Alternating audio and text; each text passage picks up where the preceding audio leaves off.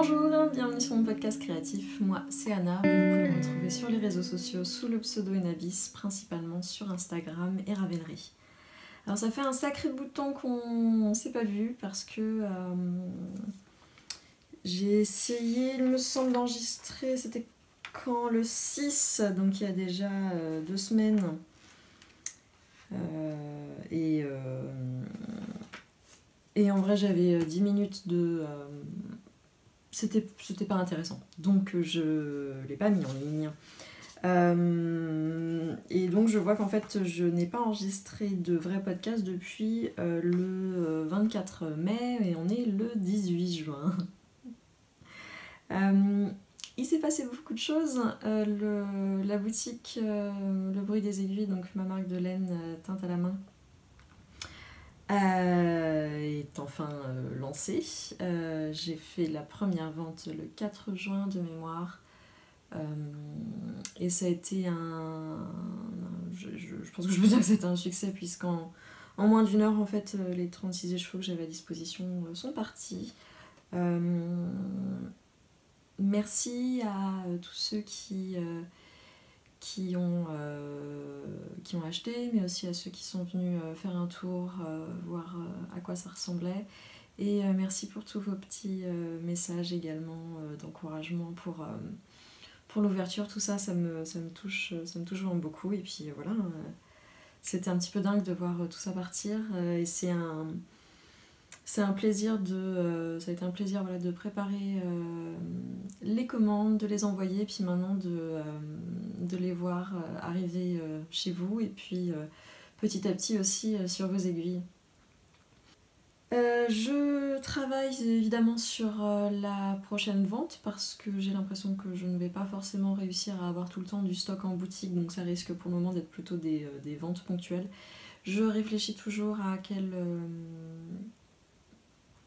heure en fait mettre les choses en ligne. Donc la dernière fois j'avais fait ça à 13h un mardi. Peut-être que cette fois-ci j'essaierai de faire plus ça vers 21h ou quelque chose comme ça, afin de faire ça un petit peu plus tard. Voilà, c'est encore des choses, c'est encore tout nouveau pour moi, donc il faut évidemment que je trouve mes marques et que je trouve ce qui convient au plus grand nombre, mais évidemment je sais que je pourrai jamais convenir à tout le monde, donc je vais essayer de varier les choses. Donc comme je disais, je travaille sur la prochaine vente, mais en même temps je prends les choses doucement parce que j'ai aussi besoin moi de me bichonner, de ne pas aller trop vite pour ne pas repartir dans la même spirale que les 10 derniers mois, on va dire. Donc j'y vais doucement. Et en plus j'attends toujours un stock de mini, enfin que mon fournisseur en fait reçoive sa propre livraison de mini qui devait normalement arriver début juin, et on est le 18, ils ont toujours rien, donc je pense qu'il va falloir que je fasse 100 et que je fasse mes propres mini moi-même, et évidemment ça prend plus de temps, donc c'est moins... Je préfère passer du temps à teindre et tout ça plutôt que passer du temps à faire quelque chose que je peux recevoir déjà fait. Bref, ça c'est des détails. On va partir sur l'épisode d'aujourd'hui. Alors autant avant j'avais pas grand chose, autant là je me suis accordée en fait...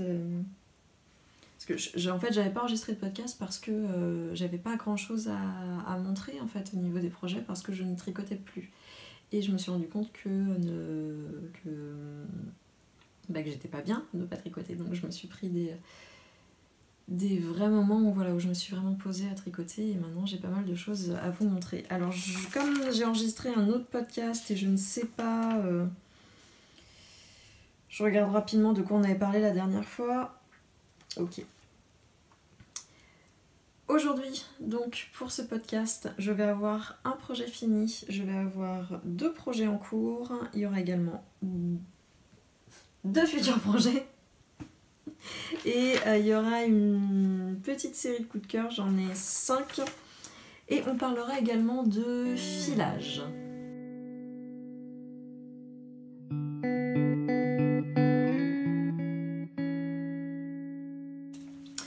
que la luminosité aujourd'hui est pas trop mal parce que en fait il fait chaud mais c'est très couvert. Là j'enregistre, il est 11h passées et c'est pas...